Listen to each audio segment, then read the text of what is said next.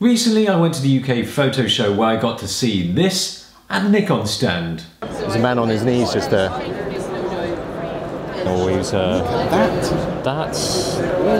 oh, do it at medium. Jesus, yeah, a bit faster or maintain the same speed. Yes, well, I also got to see the Nikon D1, which was fantastic. Alright. Oh. It's quite relaxing. Oh. You there? Yeah. And that reminded me of something I did way back in 1999 for an A-level media studies project, a Nikon D1 review. And then I found this for your viewing pleasure.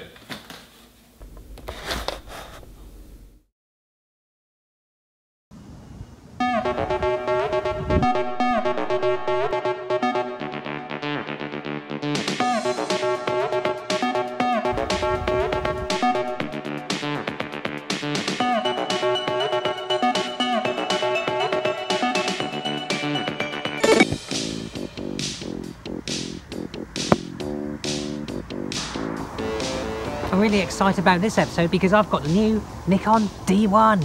Yes! Go to the next scene.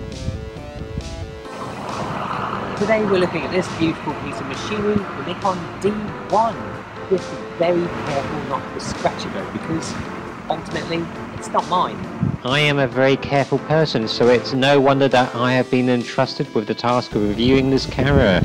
The Nikon D1 is a prime example, if you excuse the bad pun, Nikon's design prowess. It bears an uncanny resemblance to the Nikon F5, which was designed by Giorgetto Giugiaro. That's not someone who makes ice cream, by the way. The viewfinder on this is super bright and clear, and it's massive light. It's 96% coverage. 0.8 times magnification. I mean, isn't that viewfinder just the best thing you've ever seen? Oh, look, it just gives me wet dreams just looking at that. Oh, look at that deep inside. And look at this revolutionary design. It's a digital pad for controlling things. Who needs PlayStation anyway? I've played the beta version of Counter-Strike on PC and it is wicked. Oh, and what have we got next to it? We have a CF card chamber. You flick this, press the button down, and the flap opens, thus revealing card. Takes a CF card made in China, unfortunately. A lot of rubbish things made there, apart from Chinese people. I mean, at 2 inches, this screen is massive, and with 120,000 pixels on this TFT LCD, it is an incredibly detailed and sharp one. The awesome thing about the D1 is that not only does it look professional, it is made with professionals in mind. Magnesium alloy body with weather sealing. For design, I give it a 5 out of 5. Highly recommended. Oh, anus.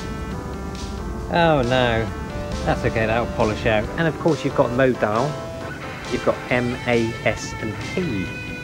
The M is manual. Even if you want to let the camera do all the thinking, don't know why, what's the point of doing photography then? You can. It's got a super sophisticated metering system. The metering system in the Nikon D1 is super advanced because it uses the 3D color matrix metering system, which is more advanced than anything else 2D. So how does 3D matrix metering work, I hear you ask? Simple. Say, for example, you're taking a photo that involves flashing a giant cock, and you're using the D1 with a clever D lens. D standing for distance. It knows how far your subject away is, and the camera calculates how much flash to get a properly exposed, properly flashed cock. It also uses a set of algorithms to judge what is the dominant colour of the scene is, and it can meter appropriately. It's not about how big the sensor is, but it's what it does with the small size sensor that counts. But the really inconvenient thing is that 50mm is not 50mm with this. Because a 1.5 times crop works out about 75mm. The future isn't 35mm anyway. It's all about sizing down. The thing about the sensor is a bit of a moot point because with technology these days, things are getting smaller and smaller, just like this Nokia 8210, which is incredibly small, but yet it's got all of the features that I would ever need in a mobile phone. And we're just in the year 1999. Imagine in 10, 15 years time, mobile phones will be even smaller than this. Max shutter speed is 16 thousandths of a second. It's over 8,000!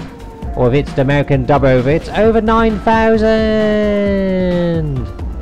Nikon deserves full marks again, and a gold star for pushing the envelope with this one. I don't even know if they can improve on this any further. And with the Nikon D1 we are seeing a digital revolution which is slowly pushing out film photography, and with an ISO range of between 200 to 1600, it is quite impressive. Imagine the low light shots you can get of birds at night at ISO 1600, quite breathtaking. I might as well just make a sweeping statement and say that this is the only professional digital single lens reflex you'll ever need, forever and ever. This is perfection. It is nirvana for Nikon users.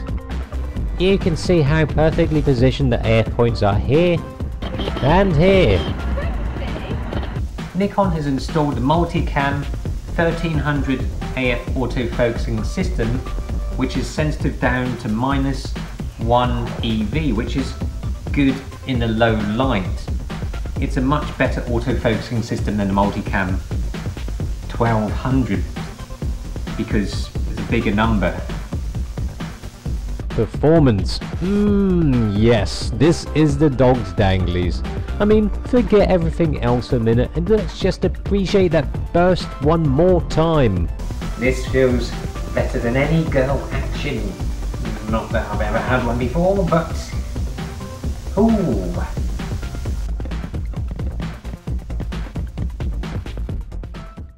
Golden hours. This is the perfect time for photography.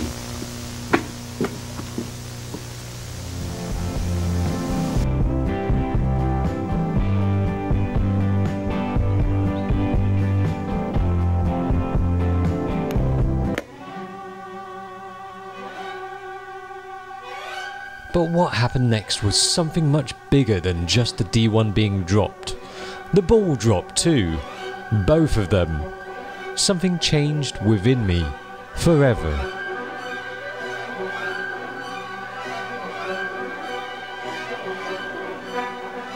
I started to care less about scratching shit. I even spat Earl Grey onto the D1. I pretended that it was on fire just so that I could pretend to stamp the fire out. Threw stones at it.